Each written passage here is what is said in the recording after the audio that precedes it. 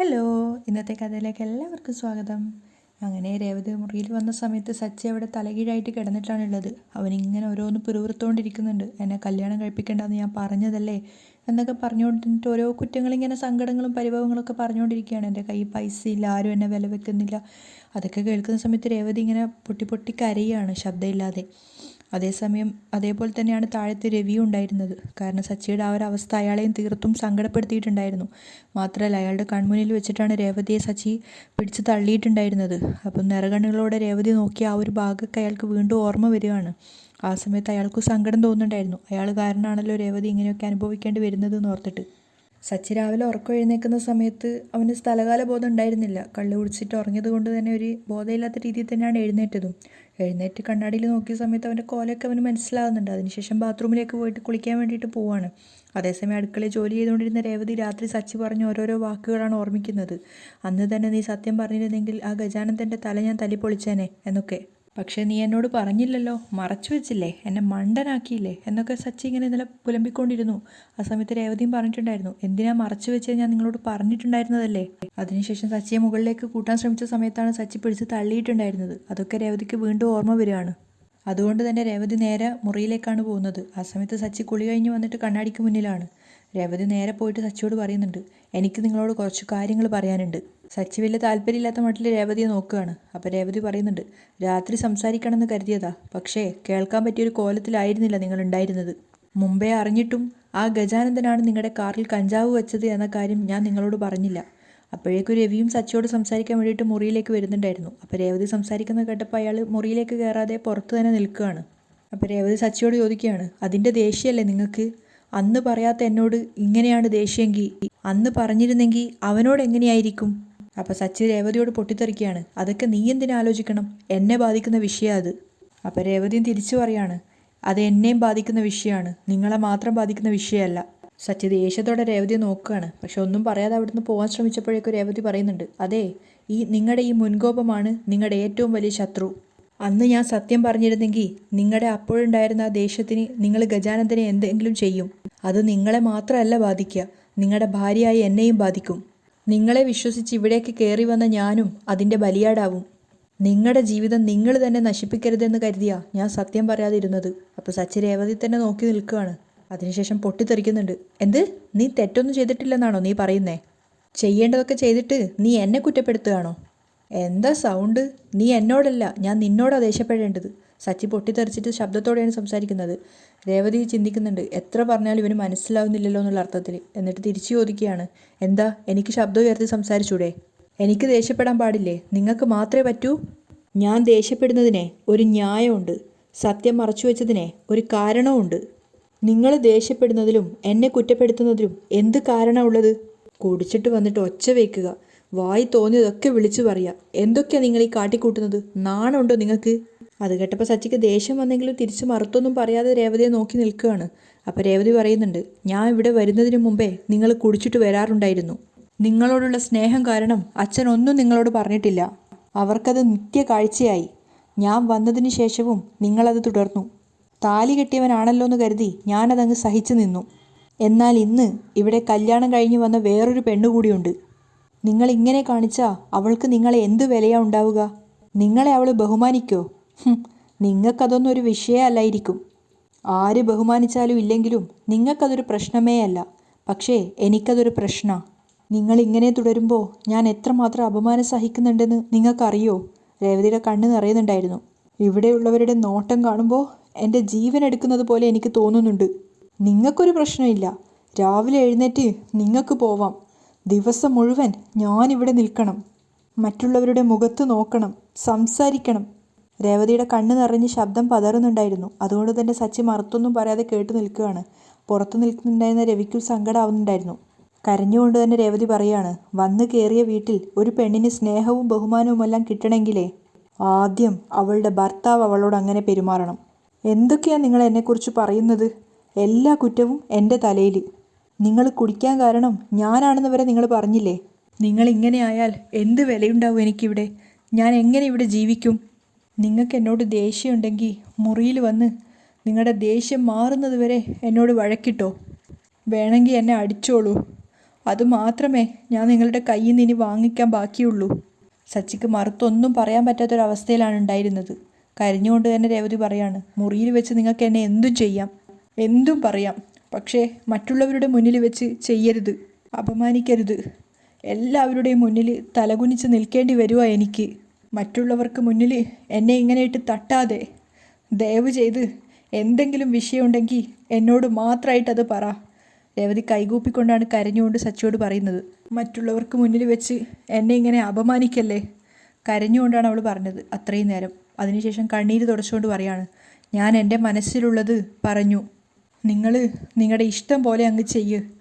അവൾ പറയാണ്. അതേസമയം തിരിച്ചൊന്നും പറയാൻ പറ്റാത്തൊരവസ്ഥയായതുകൊണ്ട് തന്നെ സച്ചി പറയുന്നുണ്ട്, എനിക്ക് ഓട്ടമുണ്ട്, ഞാൻ ഇറങ്ങുക. എന്നിട്ട് രേവതിക്ക് മുന്നിൽ നിന്ന് രക്ഷപ്പെടാനെന്നോണം സച്ചി വേഗം തന്നെ പുറത്തേക്ക് പോവുകയാണ്. പക്ഷെ നേരെ മുന്നിൽ തന്നെ രവി ഉണ്ടായിരുന്നു. രവിയെ കണ്ടതും സച്ചി തലകുനിച്ച് നിൽക്കുകയാണ്. മുറിയിലാണെങ്കിൽ രേവതിയുണ്ട്, പുറത്താണെങ്കിൽ അച്ഛനുണ്ട്. ആ ഒരവസ്ഥയിലാണ് സച്ചി നിൽക്കുന്നത്. അച്ഛനെ ഫേസ് ചെയ്യാനാവാത്തത് കൊണ്ട് തന്നെ സച്ചി വേഗത്തിൽ നടന്നിട്ട് അയാളെ മുന്നിൽ കൂടി പോവുകയാണ്. അപ്പം രവി പറയുന്നുണ്ട്, സച്ചി അവിടെ നിന്നേ. അച്ഛനോട് സംസാരിക്കാനുള്ളൊരു പേടി കൊണ്ട് തന്നെ സച്ചി പറയാണ്, തിരക്കുണ്ട്, ഞാൻ പോട്ടെ. പക്ഷേ രവി സീരിയസ് ആയിട്ടാണ് സംസാരിക്കുന്നത്. അവിടെ നിൽക്കാൻ അയാൾ സച്ചിയെ തടഞ്ഞു നിർത്തുകയാണ്. നീ പറയുന്നത് എന്തും കേട്ട് നിൽക്കുന്ന രേവതി ഇന്ന് നിന്നോട് നന്നായിട്ട് സംസാരിച്ചു. പകരത്തിന് പകരം പറയാറുള്ള നീ അവൾ പറയുന്നത് മുഴുവൻ ഒന്നും മിണ്ടാതെ കേട്ടു നിന്നു. ഇപ്പം നിനക്ക് മനസ്സിലായില്ലേ ആരുടെ ഭാഗത്താ തെറ്റെന്ന്? സച്ചി തലകുനിച്ച് നിൽക്കുകയാണ്. അപ്പം രവി പറഞ്ഞു കൊടുക്കുന്നുണ്ട്, നമ്മളെ 4 പേര് സ്നേഹിക്കുകയും ബഹുമാനിക്കുകയും ചെയ്യുന്നത് നമ്മുടെ പ്രവൃത്തി കണ്ടിട്ടാ. അതിൻ്റെ വില കളയരുത് നീ. ഞാൻ പറയാൻ മനസ്സിൽ കരുതിയതെല്ലാം രേവതി പറഞ്ഞു. നിനക്കതെല്ലാം മനസ്സിലായി കാണുമെന്ന് ഞാൻ വിശ്വസിക്കുന്നു. സച്ചി ഒന്നും പറയാതെ അച്ഛനെ തന്നെ നോക്കി നിൽക്കുകയാണ്. അപ്പം അയാൾ കണ്ണുകൊണ്ട് പറയുന്നുണ്ട്, പൊയ്ക്കോന്ന്. സച്ചി വേഗം അവിടുന്ന് രക്ഷപ്പെടാമെന്ന് വിചാരിച്ചപ്പം രവി ഒന്നുകൂടെ വാൺ ചെയ്യുന്നുണ്ട്, നിന്നെ ഇന്നലെ വന്നതുപോലെ ഇനി മേലാൽ വരരുത്. അയാൾ ആദ്യമായിട്ട് തൻ്റെ മകനോട് അത്രയും ഹാർഡായിട്ട് സംസാരിക്കുന്നത്.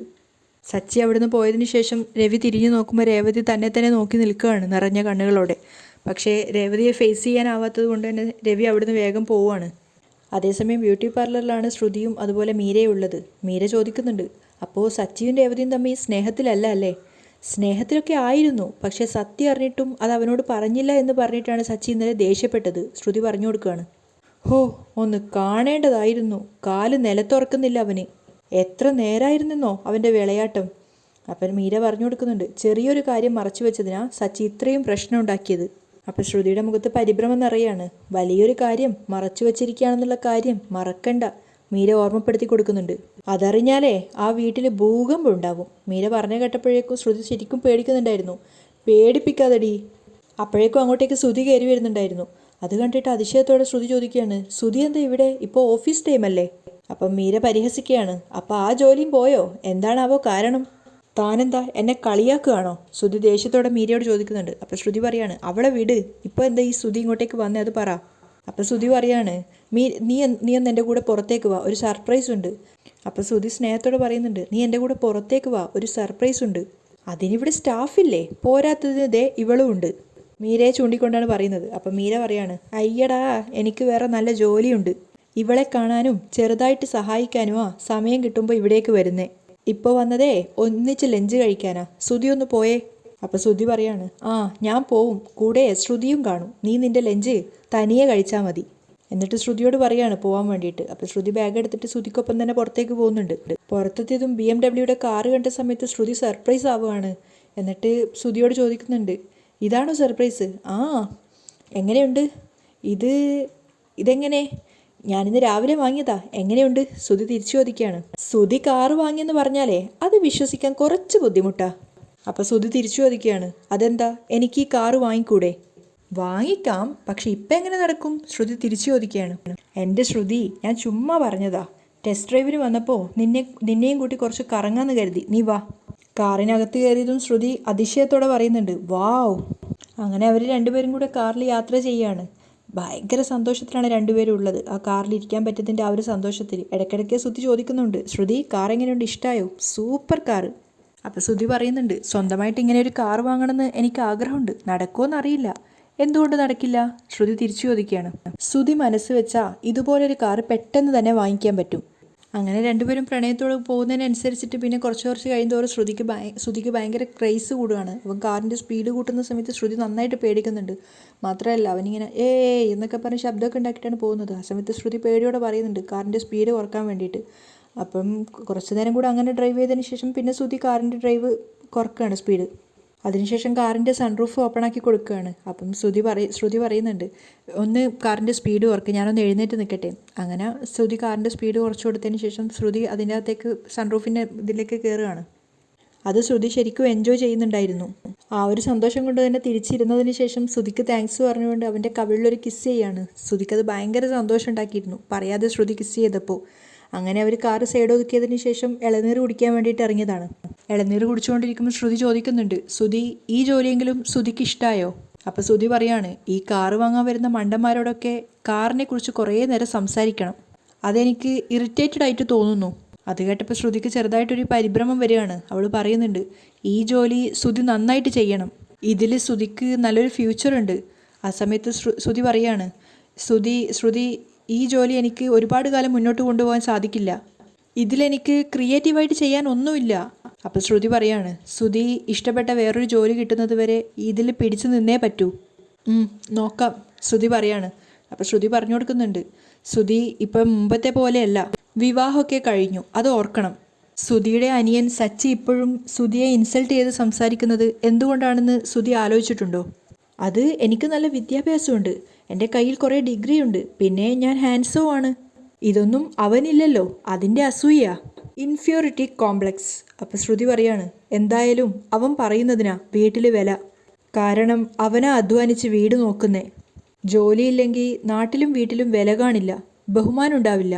സച്ചിയാ വീട്ടുകാര്യങ്ങൾ നോക്കുന്നത്. ശ്രുതിക്കൊരു ജോലിയില്ലെങ്കിൽ രേവതിയുടെ മുന്നിൽ ഞാൻ ചെറുതായി പോവും, അവൾ എന്നെ വിലവെക്കില്ല, ബഹുമാനിക്കേയില്ല. ശ്രുതി ഈ ജോലി ഉപേക്ഷിക്കരുത് പ്ലീസ്, എനിക്ക് വേണ്ടി. ആ സമയത്ത് അപമാനിക്കപ്പെട്ടൊരവസ്ഥയിലാണ് ശ്രുതി ഉണ്ടായിരുന്നത്. അവൻ കുറച്ച് നീരസത്തോടെയാണ് ശ്രുതിയെ നോക്കുന്നത്. അവിടെയാണ് ഇന്നത്തെ എപ്പിസോഡ് വൈൻഡപ്പ് ചെയ്യുന്നതും.